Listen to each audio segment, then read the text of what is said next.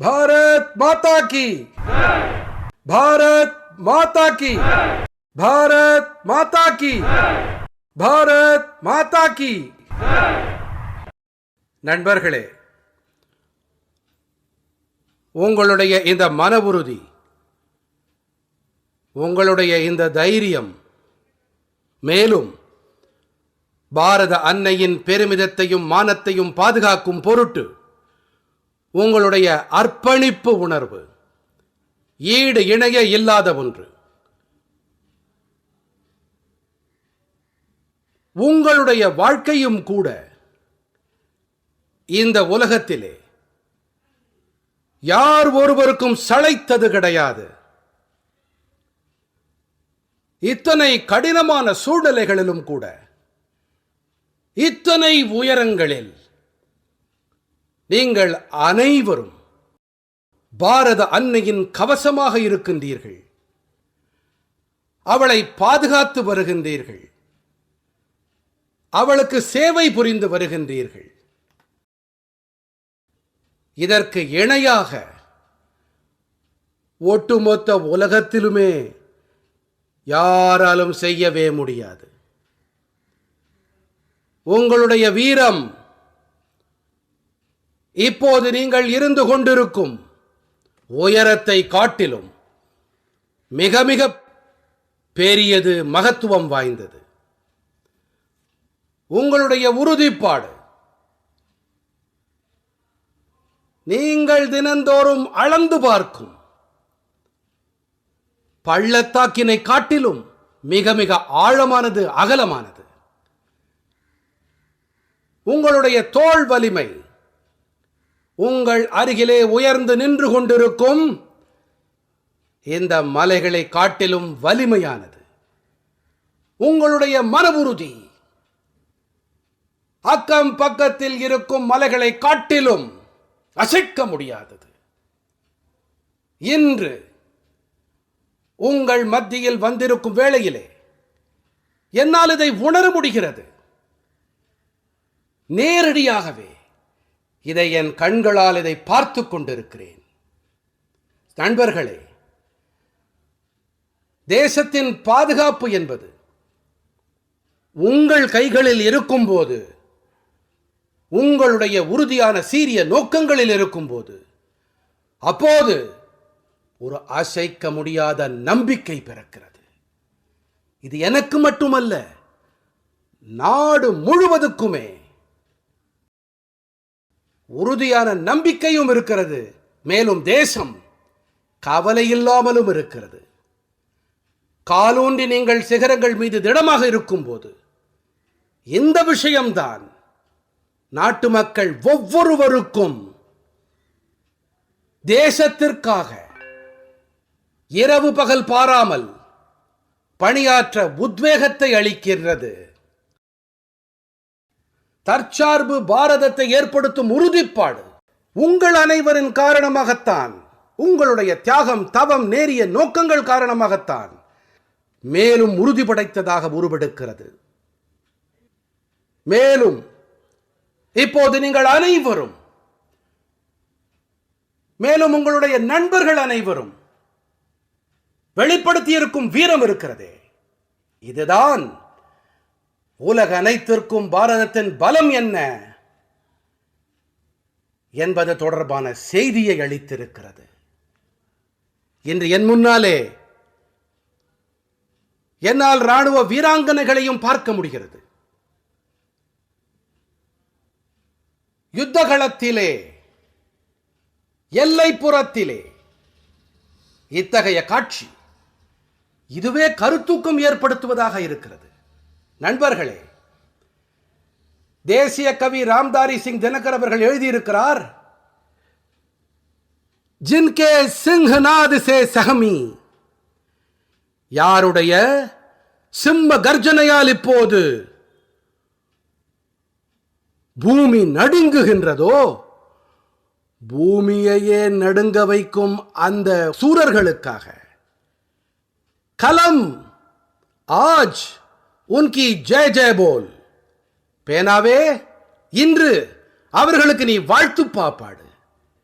இன்று நான் ஓங்கி என்னுடைய குரல் எடுத்து நீங்கள் வாழ்கவென்று முழங்குகின்றேன். உங்களுக்கு தலை வணங்குகின்றேன். நான் கல்வான் பள்ளத்தாக்கிலே உயிர் தியாகம் செய்த நம்முடைய வீரம் நிறை இராணுவ வீரர்களுக்கும் கூட மீண்டும் நான் ஸ்ரத்தாஞ்சலிகளை அர்ப்பணிக்கின்றேன். இவர்களில் கிழக்கிலிருந்தும் மேற்கிலிருந்தும் வடக்கிலிருந்தும் தெற்கிலிருந்தும் தேசத்தின் ஒவ்வொரு மூலையிலிருந்தும் வீரர்கள் தங்களுடைய வீரத்தை வெளிப்படுத்தினார்கள். அவர்களுடைய பராக்கிரமம், அவர்களுடைய சிம்ம கர்ஜனை காரணமாக இந்த பூமி இப்போதும் கூட அவர்களுக்கு வாழ்த்துப்பா பாடிக்கொண்டிருக்கிறது. இன்று நாட்டு மக்கள் ஒவ்வொருவருடைய தலையும் உங்கள் முன்பாக, தாய்நாட்டின் வீரம் நிறை இராணுவ வீரர்களின் முன்பாக மிகுந்த மரியாதையோடு நன்றி கலந்த தன் வணக்கங்களை தெரிவித்துக் கொண்டிருக்கிறது.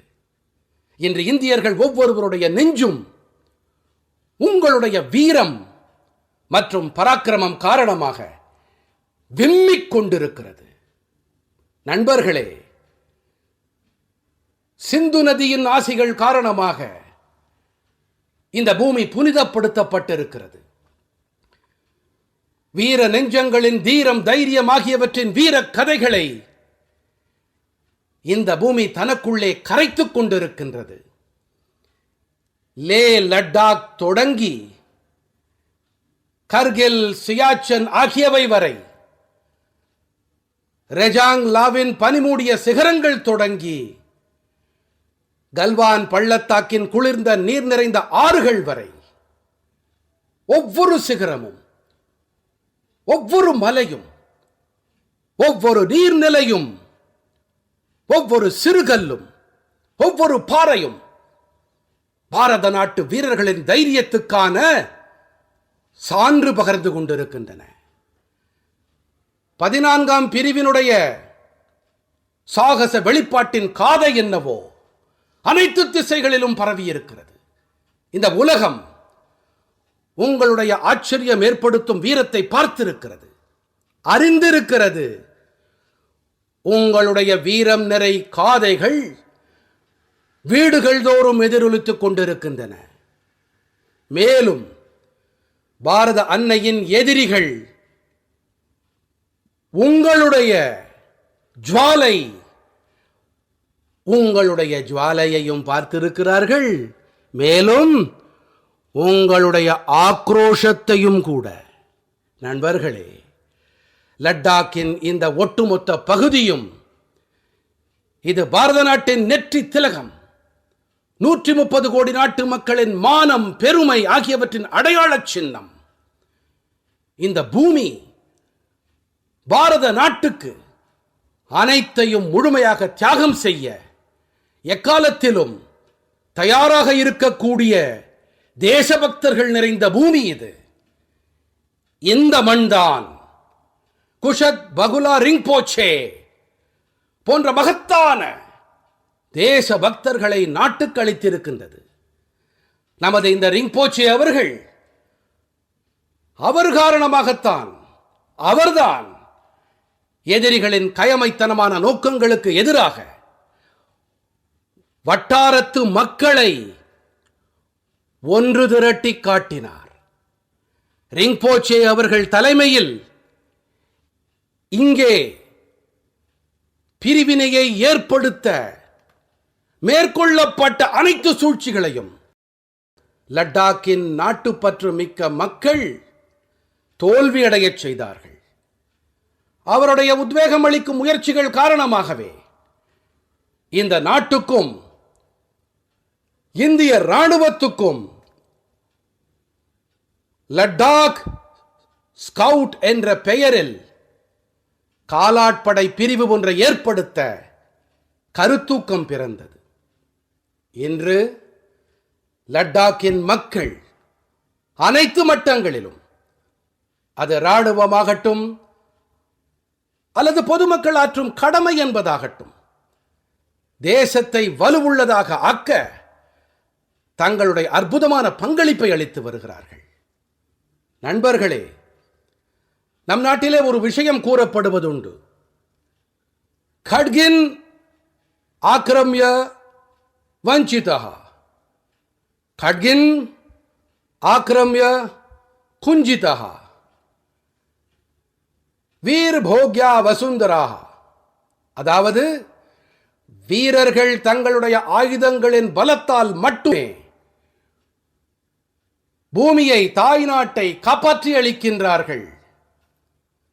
இந்த பூமியானது வீரர்கள் துய்ப்பதற்காகத்தான். இது வீரர்களுக்காக உண்டானது. இதை பாதுகாக்கவும் பராமரிக்கவும் நம்முடைய திறமைகளும் நமது வல்லமையும் நம்முடைய மன உறுதியும் இமயமலையைப் போல உயர்ந்து ஓங்கியது. இந்த திறமையையும் இந்த மன உறுதிப்பாட்டையும் இந்த வேளையிலே என்னால் உங்களுடைய கண்களிலே கண்கூடாக காண முடிகின்றது. உங்களுடைய முகங்களிலே இது தெள்ளத் தெளிவாக பளிச்சிடுகிறது. நீங்கள் எந்த பூமியின் வீர மைந்தர்கள் என்றால், ஆயிரக்கணக்கான ஆண்டுகளாக பல படையெடுப்பாளர்கள், ஆக்கிரமிப்பாளர்களின் தாக்குதல்களுக்கு மற்றும் கொடுமைகளுக்கு பலமான பதிலடி கொடுத்தவர்கள். இதுதான் நமது அடையாள சின்னம்.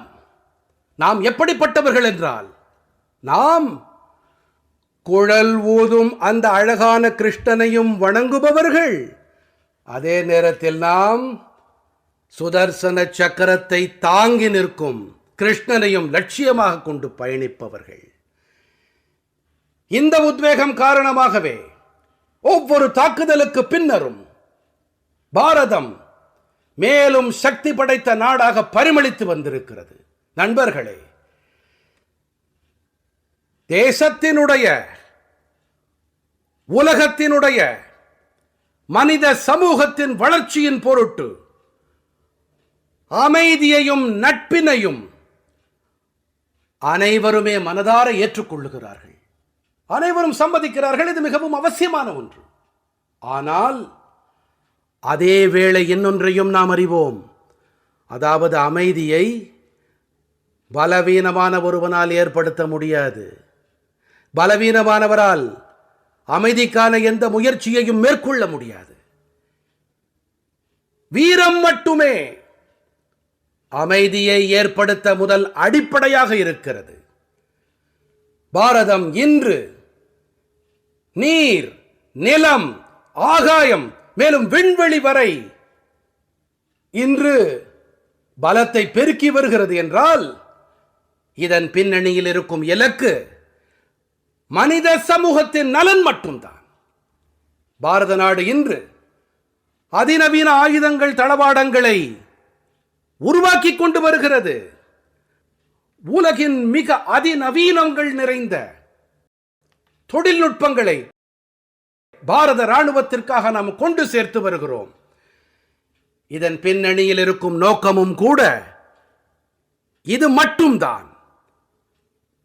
பாரதம் இன்று நவீனமான உள்கட்டமைப்பினை அதிவிரைவாக ஏற்படுத்தி வருகிறது என்றால், இதன் பின்னணியில் இருக்கும் நோக்கம் கூட இது மட்டும்தான். உலக போரினை நாம் நினைவுபடுத்தி பார்த்தோம் என்றால், அது உலகப் போராகட்டும் அல்லது அமைதி பேச்சாகட்டும், எப்போதெல்லாம் தேவை ஏற்பட்டதோ அப்போது உலகம் நம்முடைய வீரர்களின் பராக்கிரமத்தையும் பார்த்தார்கள். மேலும் உலக அமைதியை நிலைநாட்ட அவர்களின் முயற்சிகளை உணர்ந்தும் இருக்கிறார்கள். நாம் அனைத்து காலத்திலும் மனித சமூகத்திற்கு, மனித நேயத்திற்கு, மனித இனத்திற்கு பாதுகாப்பு அளிக்கும் பொருட்டு சேவையாற்றி இருக்கிறோம், உயிர் தியாகம் புரிந்திருக்கின்றோம். நீங்கள் அனைவரும் பாரத நாட்டின் இந்த லட்சியத்தை, பாரத நாட்டின் இந்த பாரம்பரியத்தை பாரத நாட்டின் இந்த மகத்தான கலாச்சாரத்தை நிலைநிறுத்தக்கூடிய முதன்மையான தலைவர்கள். நண்பர்களே, மகத்தான தூயவர் திருவள்ளுவர் அவர்கள் பல நூறு ஆண்டுகள் முன்பாக கூறிவிட்டு போயிருக்கிறார். மரமானம் மாண்ட வழிச்செலவு தேற்றம் என நான்கே ஏமம் படைக்கு. அதாவது வீரம், மானம், கண்ணியமான வழியில் நடக்கும் நடக்கை என்ற பாரம்பரியம் மற்றும் நம்பகத்தன்மை, இந்த 4 பண்புகளும் எந்த ஒரு தேசத்தின் படைக்கும் அரண்களைப் போல விளங்குவன. பாரத நாட்டின் இராணுவமானது எக்காலத்திலுமே இந்த பாதையில் தான் பயணித்து வந்திருக்கிறது. நண்பர்களே, விரிவுபடுத்தும் கொள்கையின் காலகட்டமானது என்றோ காலாவதியாகி போய்விட்டது. இந்த காலகட்டம் வளர்ச்சி பாதைக்கு சொந்தமானது. வேகமாக மாற்றம் கண்டு வரும் இந்த காலகட்டத்தில் வளர்ச்சி கொள்கை மட்டுமே பயனேற்படுத்தக்கூடியது. வளர்ச்சி கோட்பாட்டிற்கு மட்டுமே வாய்ப்புகள் இருக்கின்றன. மேலும் வளர்ச்சி கொள்கை மட்டுமே எதிர்காலத்துக்கான அடிப்படையாக விளங்குகிறது. கடந்து போன நூற்றாண்டுகளில் விரிவாக்க கொள்கை மட்டும்தான் மனித சமூகத்தை மிக அதிகமாக நாசம் செய்தது, மனித சமுதாயத்தை அழிக்கும் முயற்சியை மேற்கொண்டது. விரிவாக்க கொள்கையால் வெற்றி அடைந்து விடலாம் என்ற உணர்வு மேலோங்க தொடங்கினால் அவர் எப்போதுமே உலக அமைதிக்கு எதிரான பேராபத்தை ஏற்படுத்தி வந்திருக்கிறார். மேலும் நண்பர்களே, ஒரு விஷயத்தை மறக்க வேண்டாம். வரலாறு சாட்சி பகருகிறது. இது மாதிரியான சக்திகள் அழிந்து போய்விட்டார்கள் அல்லது அவர்கள் நோக்கத்தை சீர்திருத்த வைக்கப்பட்டார்கள். உலகத்தின் அனுபவம் என்றைக்குமே எப்போதுமே இப்படியே இருந்து வந்திருக்கிறது. மேலும் இந்த அனுபவத்தினுடைய அடிப்படையிலேதான் இப்போது இந்த முறை மீண்டும் ஒரு முறை உலக நாடுகள் அனைத்தும் விரிவாக்க கொள்கைக்கு எதிராக தீர்மானம் செய்திருக்கின்றன என்று உலகம் வளர்ச்சி கொள்கைக்கு தன்னை அர்ப்பணித்திருக்கிறது. வளர்ச்சியின் இந்த தடையற்ற சவாலுக்கு வரவேற்பளித்துக் கொண்டிருக்கிறது. நண்பர்களே, எப்போதெல்லாம் நான் தேச பாதுகாப்பு தொடர்பான எந்த ஒரு முடிவு பற்றியும் நினைக்கும் வேளையில் அப்போது நான் அனைத்திற்கும் முதன்மையாக 2 அன்னையர்களை நினைவுபடுத்தி பார்க்கிறேன். எப்போதெல்லாம் நான் தேச பாதுகாப்பு தொடர்பான சிந்தனை செய்யும் வேளையிலே அப்போது அனைத்திற்கும் முதன்மையாக 2 அன்னையர்களை நினைவுபடுத்தி பார்க்கிறேன். முதலாவதாக நம் அனைவரின் தாயான பாரத அன்னை. நான் 2 அன்னையர்களை நினைவுபடுத்தி பார்ப்பேன். முதன்மையாக நம் அனைவருடைய பாரத அன்னை. அடுத்து இரண்டாவதாக வீர அன்னையர் திலகங்கள். அடுத்து இரண்டாவதாக வீர அன்னையர் திலகங்கள். அவர்கள்தாம் உங்களை போன்ற பெரும் பராக்கிரமசாலிகளை, போர் வீரர்களை பெற்றெடுத்தவர்கள். அந்த 2 அன்னையர்களையும் நினைவுபடுத்திக் கொள்ளுவேன். என்னுடைய முடிவுகளின் உரைகள் இது மட்டும்தான், வேறில்லை. இந்த உரைகளால் சோதித்து பார்த்து கொண்டே உங்களுடைய மானம், உங்களுடைய குடும்பங்களின் மானம், மேலும் பாரத அன்னையினுடைய பாதுகாப்பிற்கு தேசம் மிக உயர்வான முதன்மையை அளிக்கிறது.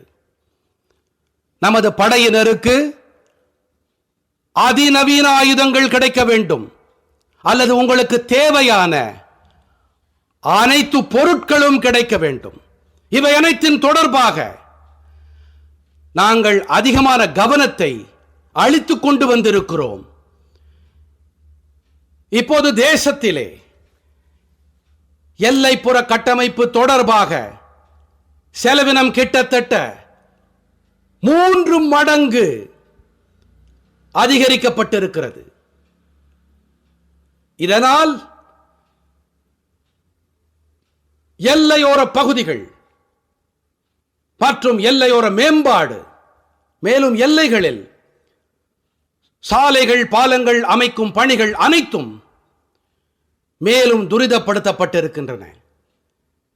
இதனால் மிகப்பெரிய ஆதாயம் என்றால், பலவற்றில் ஒன்றை கூறினோம் என்றால், அதாவது உங்களிடத்திலே தேவைப்படும் பொருட்களை குறைவான நேரத்திலே கொண்டு சேர்க்க முடிகிறது. நண்பர்களே,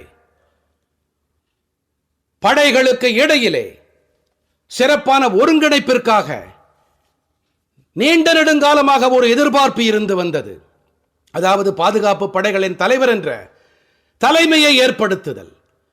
இது பற்றிய விஷயமாகட்டும், அல்லது தேசிய போர் நினைவு சின்னம் சமைப்பதாகட்டும், ஒரே ரேங்க் ஒரே ஓய்வூதியம் என்ற தீர்மானமாகட்டும், அல்லது உங்களுடைய குடும்பங்களின் பராமரிப்பு தொடங்கி கல்வி அளித்தல் வரை சரியான ஏற்பாடுகளின் பொருட்டு தொடர்ச்சியாக பணிகளை தேசம் இன்று அனைத்து மட்டங்களிலும் தனது படைகளுக்கும் தனது படை வீரர்களுக்கும் பலப்படுத்தி வருகின்றது. நண்பர்களே, பகவான் கௌதம புத்தர் கூறியிருக்கிறார், தைரியம் எதோடு தொடர்புடையது என்றால் அது அர்ப்பணிப்போடு தொடர்புடையது, நம்பிக்கையோடு தொடர்புடையது. தைரியமே கருணையாகும், தைரியமே நேசமாகும். தைரியம் எது தெரியுமா? அது நம்மை துணிவுள்ளவர்களாக, தீர்மானம் உள்ளவர்களாக ஆக்குவதோடு சத்திய பாதையில் நடைபோட கற்றுக் கொடுக்கின்றது. தைரியம் எதுவென்றால் அது நமக்கு சரியானதை சரி என்று சொல்லவும் அதை செய்யவும் சக்தியை அளிக்க வல்லது. நண்பர்களே, தேசத்தின் வீரம் நிறை மைந்தர்கள் கல்வான் பள்ளத்தாக்கிலே இணையற்றதொரு தைரியத்தை வெளிப்படுத்தினார்களே, அதுதான் பராக்கிரமத்தின் உச்சபட்ச நிலை. நாட்டு மக்களிடம் உங்களை பற்றிய பெருமிதம் இருக்கிறது. நாங்கள் புலகாங்கிதம் அடைகிறோம். உங்களுடைய சகாக்களான ஐடிபிபி படையைச் சேர்ந்த வீரர்களாகட்டும், பிஎஸ்எஃப் சேர்ந்த நண்பர்களாகட்டும், நம்முடைய பிஆர்ஓவாகட்டும், பிற அமைப்புகளைச் சேர்ந்த நண்பர்களாகட்டும், இடர்கள் நிறை சூழ்நிலையில் பணியாற்றிக் கொண்டிருக்கின்ற பொறியாளர்களாகட்டும், தொழிலாளிகளாகட்டும், நீங்கள் அனைவருமே அற்புதமான பணிகளை ஆற்றிக் கொண்டிருக்கின்றீர்கள். அனைத்து பேர்களும் தோளோடு தோள் இணைந்து பாரத அன்னையின் பாதுகாப்பிற்காக, பாரத அன்னையின் சேவையிலே அர்ப்பணிப்போடு இருக்கின்றீர்கள். இன்று உங்கள் அனைவருடைய உழைப்பின் காரணமாக தேசம் பல சங்கடங்களுக்கு மத்தியிலே ஒரே குரல் எடுத்து முழு உறுதிப்பாட்டோடு போராடி வருகிறது. உங்கள் அனைவரிடத்திலிருந்தும் உத்வேகம் அடைகிறோம். நாம் அனைவரும் இணைந்து ஒவ்வொரு பிரச்சனை, ஒவ்வொரு சவாலையும் எதிர்கொண்டு மிக கடுமையான சவால்களுக்கு எதிராக வெற்றியையும் அடைந்திருக்கின்றார்கள். வெற்றியை தொடர்ந்தும் பெற்றும் வருவார்கள். எந்த பாரதத்தின் கனவுகளை, ஆம் நாம் அனைவரும் எந்த பாரதத்தின் கனவுகளை ஏந்தி, அதுவும் குறிப்பாக நீங்கள் அனைவரும் சிகரங்களின் மீது நம் தேசத்திற்காக பாதுகாப்பு அளித்து வருகிறீர்களோ, அந்த கனவினை நனவாக்கும் பாரதம் படைக்க, நீங்கள் கனவு காணும் பாரதத்தை படைக்க வேண்டி 130 கோடி நாட்டு மக்களுமே கூட பின்தங்கி போக மாட்டார்கள். இந்த நம்பிக்கையை உங்களுக்கு அளிக்கவே நான் இங்கு வந்திருக்கிறேன். நாம் ஒரு சக்தி படைத்த மற்றும் தற்சார்புடைய பாரதத்தை உருவாக்குவோம். கண்டிப்பாக உருவாக்கியே தீருவோம். மேலும் உங்களிடமிருந்து உத்வேகம் கிடைக்கும் போது, அப்போது தற்சார்பு பாரதம் படைக்கும் உறுதிப்பாடும் கூட மேலும் வலிமையுடையதாக மாறுகிறது. நான் மீண்டும் ஒரு முறை உங்கள் அனைவருக்கும் என் இருதயபூர்வமான பல பல பாராட்டுக்களை தெரிவித்துக் கொள்ளுகிறேன். பல பல நன்றிகளை காணிக்கையாக்குகிறேன். என்னோடு இணைந்து முழு சக்தியோடு முழங்குங்கள். பாரத் மாதா கி, பாரத் மாதா கி, பாரத் மாதா கி, வந்தே வந்தே